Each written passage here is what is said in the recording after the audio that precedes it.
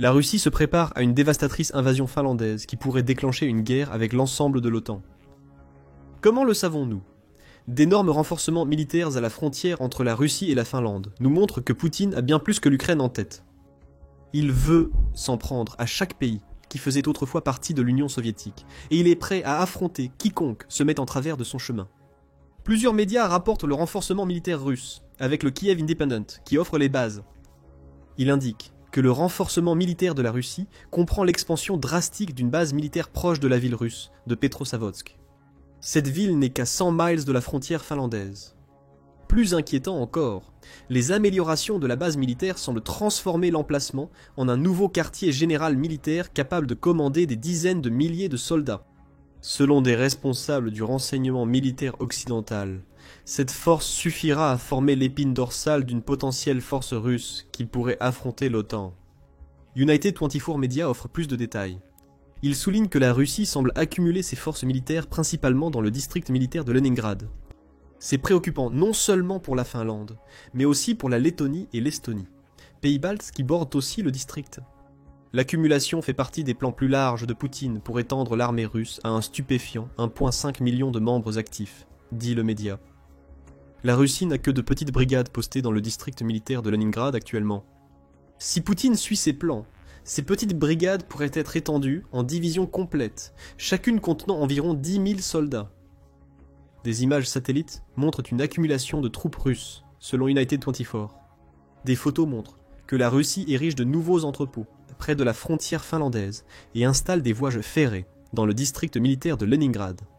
Cela importe car ces deux types d'actifs marquent le début de la création par Poutine d'un pipeline logistique qui approvisionnera une base élargie en troupes, équipements et munitions.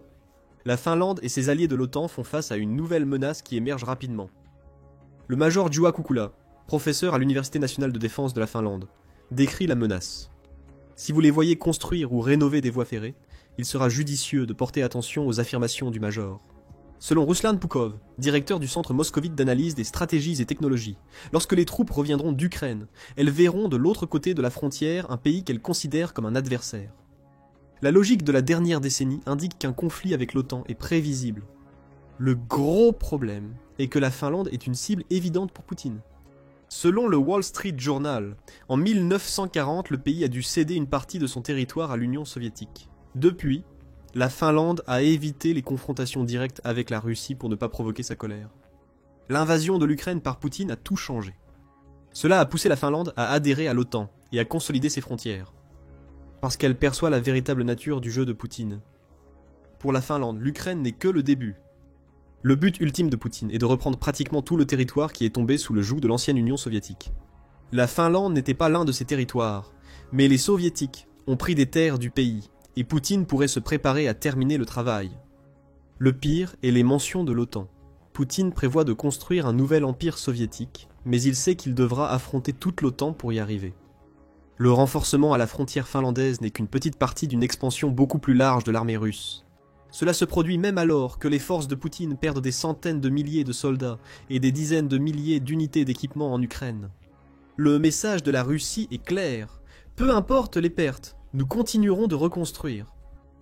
Et c'est exactement ce que font les forces de Poutine. United 24 rapporte une explosion des dépenses de défense de la Russie ces dernières années. Avant la guerre en Ukraine, le pays consacrait 3,6% de son produit intérieur brut à sa défense. Ce chiffre a depuis grimpé à 7%. Avec les dépenses militaires massives de la Russie, ayant épuisé la production d'armes du pays tout en contribuant à l'ouverture de nouvelles usines militaires. La production a explosé en Russie. Nous pouvons voir cela dans l'accent mis par la Russie sur ses chars de combat principaux, T-90M. En 2021, la Russie construisait environ 40 de ces chars par an. Maintenant, selon les sources de renseignement occidentales, elle en construit 300 par an. Pendant la majeure partie de la guerre en Ukraine, les analystes se sont concentrés sur les pertes de la Russie dans ce pays. Selon le ministère des Finances de l'Ukraine, la Russie a perdu 10 728 chars dans la guerre au 29 avril. Cela revient à environ 3 576 par an. La production annuelle de 300 nouveaux T-90M est insuffisante pour compenser les pertes russes en Ukraine, mais ce n'est pas nécessaire. Cela semble être le point. Il semble que Poutine ait tellement compté sur les stocks d'époque soviétique de la Russie en Ukraine, parce qu'il se prépare à quelque chose de beaucoup plus grand. La plupart des T-90 MS en cours de construction ne sont pas déployés dans le conflit actuel. Ils sont produits alors que la Russie se prépare à une nouvelle invasion contre la Finlande, qui pourrait déclencher une guerre plus large avec l'OTAN. C'est selon un haut responsable militaire finlandais, qui affirme que tous ces chars restent en Russie et seront déployés, lorsque Poutine considère la menace assez importante pour justifier leur usage. La production d'artillerie est également en hausse, selon le Wall Street Journal. On prévoit que la Russie produira 20% de plus de canons d'artillerie et de munitions en 2025 par rapport à 2024. Le flux d'artillerie en provenance de la Corée du Nord a augmenté. La nation a envoyé au moins 200 systèmes d'artillerie à longue portée à la Russie en février. Et les rapports selon lesquels la Russie manque d'équipement peuvent être inexacts. Elle manque de l'ancien équipement qu'elle utilisait en Ukraine. Cependant, se fier à ces stocks soviétiques a permis à Poutine de reconstruire et de créer du matériel moderne qu'il pourrait diriger vers le reste de l'Europe. Tous les signes indiquent un énorme constructeur militaire. Selon le général Christopher Cavoli, chef des forces américaines en Europe, l'armée russe se reconstitue et se développe plus rapidement que prévu par la plupart des analystes. Lors d'une allocution devant le comité du Sénat américain en mars, Cavoli a affirmé que l'armée russe, qui a supporté le poids des combats, est maintenant plus importante qu'au début de la guerre. Le renforcement russe à la frontière finlandaise semble s'inscrire dans un plan plus vaste visant l'Europe. Prenons l'exemple de la restructuration de l'organisation des forces russes. En 2024, Poutine a décidé de créer plusieurs nouveaux districts en Russie.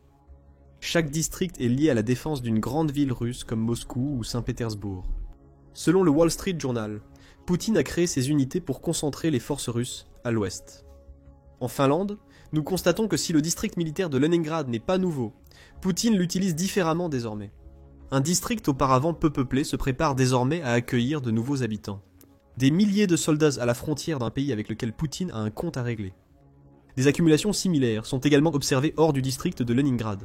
Le district militaire de Moscou a intégré les voies ferrées et routières utilisées par l'armée russe avec l'infrastructure en Biélorussie.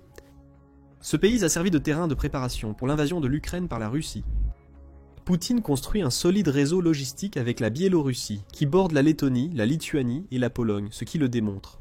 Bien que la Finlande soit la cible principale de Poutine, il se prépare à affronter de nombreux autres pays. Tout cela reflète la philosophie militaire russe observée durant la guerre en Ukraine.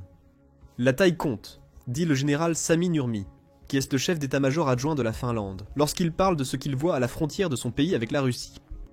Peu importe comment ils peuvent essayer d'innover à un niveau tactique ou opérationnel, pour les Russes, la taille compte. Tout se résume aux chiffres. À Petrasavodsk, Poutine tente de démontrer la supériorité des chiffres russes par rapport à ceux de la Finlande. Outre les dizaines de milliers de soldats qu'il s'apprête à déployer dans la base militaire aux abords de la ville, il érige aussi de nouveaux camps d'entraînement et casernes. Ces éléments, en plus des unités de stockage et des lignes ferroviaires mentionnées précédemment, envoient chaudiement un message clair à la Finlande. La Russie veut prouver que la taille compte vraiment. Cependant, durant une grande partie de la guerre en Ukraine, il a été rapporté que la Russie faisait face à un problème de main-d'œuvre. Cette conclusion semble logique. Selon les chiffres ukrainiens, la Russie aurait perdu plus de 900 000 soldats tués, blessés ou capturés en Ukraine. Ce chiffre est proche du nombre total de soldats russes actifs au début de l'invasion de Poutine. L'Institut français des relations internationales, ou Institut français des relations internationales, a résumé ce qui était considéré comme le problème de la Russie en novembre. Il a souligné que Poutine prévoyait de construire 1 500 000 de membres actifs, ce qui signifie qu'il devrait ajouter 350 000 troupes supplémentaires. Selon l'Institut français des relations internationales, une nouvelle vague de mobilisation de masse est nécessaire pour y parvenir. Il est possible que l'Institut français des relations internationales se soit trompé. Selon le Wall Street Journal, le renforcement de la frontière finlandaise pourrait être la solution de Poutine au problème de la mobilisation de masse. Il indique que ces derniers mois, le recrutement militaire russe a fortement augmenté, en grande partie grâce aux énormes primes à la signature que Poutine offre aux recrues. Dans certains cas, ces primes peuvent atteindre jusqu'à 20 000 $, soit plus du double des 8 176 $, le revenu moyen des ménages russes, fin 2024. Ika Koronan, qui dirige l'Institut pour les économies émergentes de la Banque de Finlande, dit « Ces paiements ponctuels ont fortement augmenté, dépassant le salaire annuel de nombreuses personnes. Sinon, l'argent parle en Russie. » La quantité que Poutine semble dépenser paraît résoudre ses problèmes de main-d'œuvre. C'est selon les estimations américaines, qui suggèrent que Poutine recrute actuellement 30 000 soldats par mois pour son armée. C'est 5 000 de plus par mois que les 25 000 qu'il obtenait à l'été de 2024. Selon le Wall Street Journal, des sources d'Europe de l'Est suggèrent que la Russie recrute 40 000 nouveaux soldats par mois, ce qui pourrait aggraver la situation pour la Finlande. Dans certaines régions de Russie, l'appartenance à l'armée est vue comme intégrer la nouvelle élite du pays. Poutine renforce cette image avec les primes à la signature et les énormes avantages offerts aux vétérans et à leurs familles. De nombreux soldats revenant d'Ukraine siègent dans les conseils municipaux ou deviennent députés au Parlement russe. Ces soldats bénéficient d'une importante manne financière à l'engagement et ont la perspective d'un avenir radieux s'ils quittent l'Ukraine. Tout cela est-il durable pour la Russie? Peut-être pas. La guerre en Ukraine a causé de grandes difficultés économiques au pays, qui souffrent sous le poids des sanctions occidentales. Mais pour l'instant, la Finlande doit observer comment la Russie évolue et renforce son armée au point de pouvoir faire tourner ses troupes en Ukraine, tout en se renforçant à sa frontière. Non seulement la Finlande doit s'inquiéter, mais l'accumulation intelligente de l'armée russe est devenue un problème si grave que l'OTAN ne peut l'ignorer. Il y a plusieurs raisons, notamment le fait que la Russie construit 20% de plus d'artillerie et de munitions, tout en améliorant sa chaîne de destruction en Ukraine. Une chaîne de destruction désigne la rapidité avec laquelle une armée peut localiser et attaquer une cible. Selon Business Insider, le 28 avril, la Russie a amélioré sa chaîne de destruction d'artillerie, la rendant plus rapide et efficace. En Ukraine, cela devrait inquiéter la Finlande et l'OTAN. Cela montre que la Russie apprend de ses précédents échecs en Ukraine. Poutine devrait-il se rapprocher de la Finlande suite au conflit ukrainien? Elle, ainsi que l'OTAN, devra faire face à une armée russe bien plus expérimentée et efficace que ce à quoi l'une ou l'autre aurait pu s'attendre. Ces gains d'efficacité surviennent pendant la montée en puissance de l'armée russe. L'intérêt national établit que la Russie remplace les troupes qu'elle perd en Ukraine sur une base presque 1 pour 1. Encore une fois, c'est préoccupant pour l'OTAN et la Finlande. La Russie prouve qu'elle est capable de maintenir ses effectifs militaires, tout en prenant des mesures pour les augmenter encore plus. Si l'OTAN espérait combattre une Russie affaiblie, et que Poutine prévoit d'envahir la Finlande, elle pourrait être amèrement déçue. La Russie pourrait être plus forte que jamais. Il y a aussi des avertissements que la Russie ne s'engage pas sans raison dans son renforcement militaire en Finlande et ailleurs. Elle se prépare à divers scénarios, dont une guerre avec l'OTAN dans les 10 prochaines années. Selon Andrei Beliassov, ministre russe de la Défense, selon Beliassov, la préparation à une confrontation avec l'OTAN est visible dans les décisions prises lors du sommet de l'Atlantique Nord en juillet dernier. Le ministre russe de la Défense évoque les décisions prises à l'été 2024. Cela se reflète aussi dans la doctrine des États-Unis et d'autres membres de l'OTAN. En d'autres termes, la Russie voit l'OTAN comme une menace claire. Cela signifie qu'elle considère la Finlande comme une menace, car suite à l'invasion de l'Ukraine par Poutine, ce pays qui cherchait depuis longtemps à éviter tout conflit avec la Russie a rejoint l'Alliance de défense coopérative. Avec le renforcement russe à ses frontières, l'Ukraine risque maintenant de subir les conséquences de sa décision. Ce qui nous amène à une question. Que fait la Finlande pour se préparer alors que la Russie se renforce? Cela pourrait ne pas suffire, même si elle fait de son mieux. Alors que la Russie masse ses troupes à la frontière finlandaise, la Finlande riposte en renforçant son armée par tous les moyens. La Finlande a montré son engagement envers la défense en promettant d'augmenter les dépenses militaires à 3% de son produit intérieur brut d'ici 2029, ce qui est 1% de plus que la recommandation de 2% de l'OTAN. C'est impressionnant, mais cela ne représente qu'environ la moitié des dépenses militaires de la Russie par rapport au produit intérieur brut. En chiffres purs, les 4 milliards supplémentaires que la Finlande prévoit de dépenser d'ici 2029 sont éclipsés par les dépenses annuelles de la Russie de 145,9 milliards de dollars. C'est quand même quelque chose. Ce dépense est complété par plusieurs actions que la Finlande espère qui la prépareront pour la guerre. Le pays a construit des milliers d'abris de défense civile, avec maintenant assez en place pour loger tous les 600 000 résidents de la capitale Helsinki. Ces abris souterrains serviront de protection en cas de guerre nucléaire. La Finlande demande à ses citoyens de s'assurer que ces abris restent approvisionnés en fournitures, notamment en eau en bouteille, essence et aliments non périssables. L'idée d'un futur conflit avec la Russie s'installe progressivement dans le pays. Sur le plan militaire, la Finlande renforce également sa 857 miles avec la Russie. L'une de ces mesures est une tentative de sortir d'un traité international qui interdit l'utilisation de mines antipersonnelles, dont la Finlande est l'un des 165 signataires. L'annonce de ces plans a provoqué des réactions négatives des militants anti-mines. La Finlande y verra toutefois une préparation nécessaire au plan russe. Le premier ministre du pays, Petteri Orpo, a pratiquement dit autant lors de l'annonce des plans. Il affirme que le retrait du traité sur les mines terrestres permet à son pays de se préparer aux changements sécuritaires de façon plus flexible. La Finlande souhaite déployer des mines terrestres pour dissuader les troupes russes de franchir sa frontière. Les patrouilles à la frontière ont également été renforcées. Les soldats à ski, les drones et les hélicoptères patrouillant la frontière sont une vue régulière.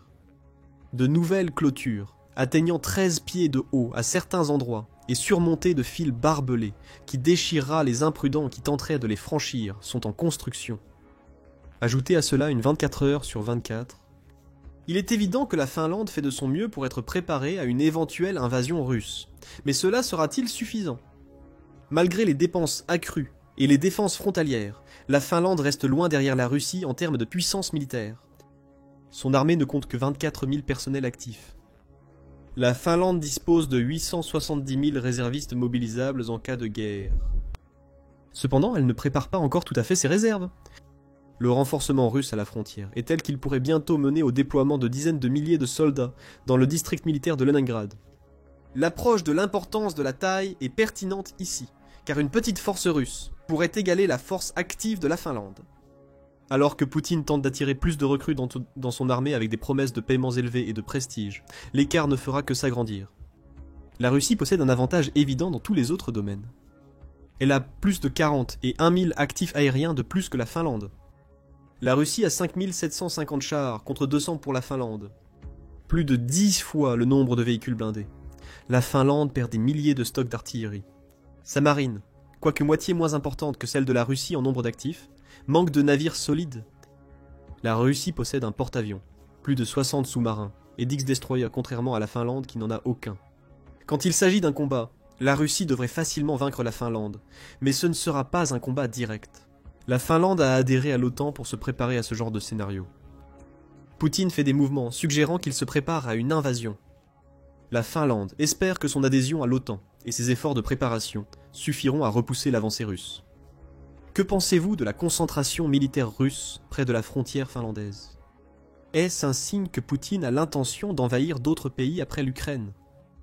Que peut faire de plus la Finlande pour empêcher cette invasion de se produire ? Donnez-nous votre avis dans les commentaires et abonnez-vous à The Military Show pour plus d'analyses sur les ambitions expansionnistes russes en Europe.